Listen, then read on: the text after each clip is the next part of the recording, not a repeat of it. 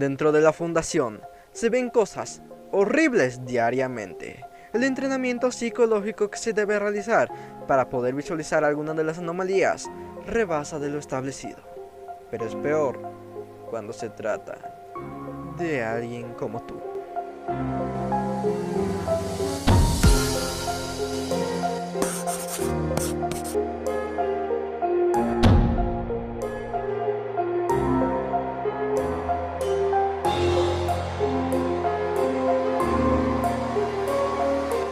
Bienvenidos investigadores a un nuevo video de la Fundación.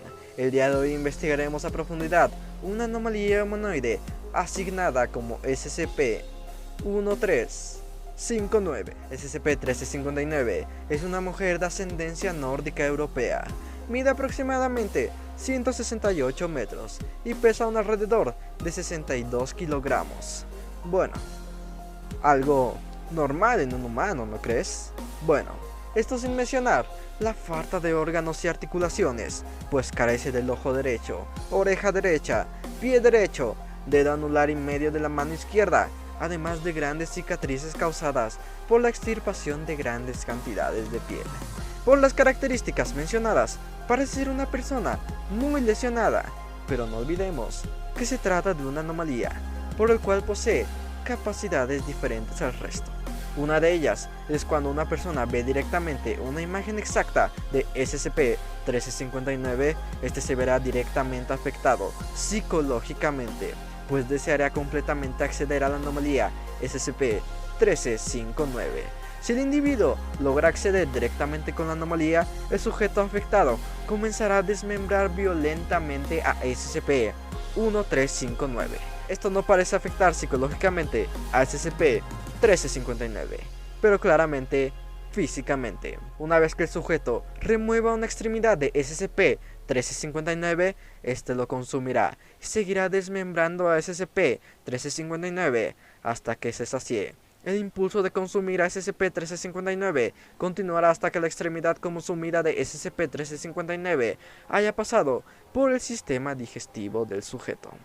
Una vez que el efecto pasa, el sujeto es sometido a un interrogativo, donde se le pregunta si recuerda algún impulso caníbal. Estos son incapaces de proporcionar la agresión o impulso caníbal, pero normalmente la mayoría, aún después del efecto, siguen experimentando estos impulsos ante las personas, o el impulso de querer seguir consumiendo a SCP-1359. Los afectados claramente niegan el impulso. Por ejemplo, remordimiento o repugnancia al mencionarle los actos que realizó con anterioridad.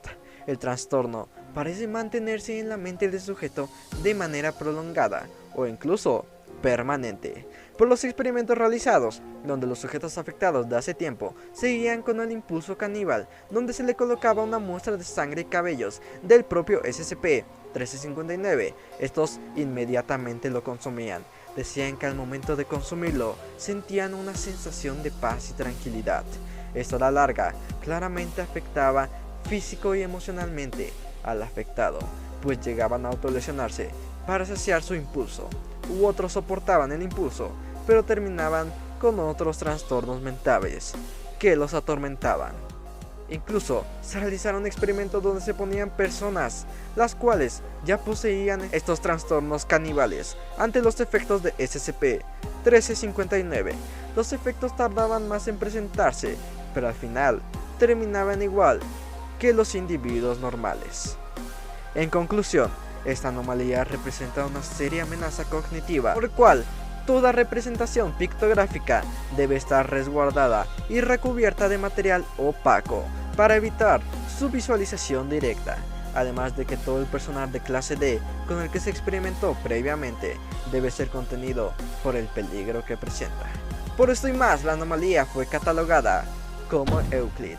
El almacenamiento de pictografía es la manera más segura, pero aún no se sabe si la anomalía podría ser capaz de realizar algo más de manera física y directa a los individuos. Eso ya sería experimentos futuros. Por hoy es todo. Espero que les haya gustado. Si es así, no olviden darle like y suscribirte para no perderse ningún registro de la siguiente anomalía que se encuentra contenida investigada y protegida dentro de la fundación. Y lo investiguemos por acá, en SCP en corto.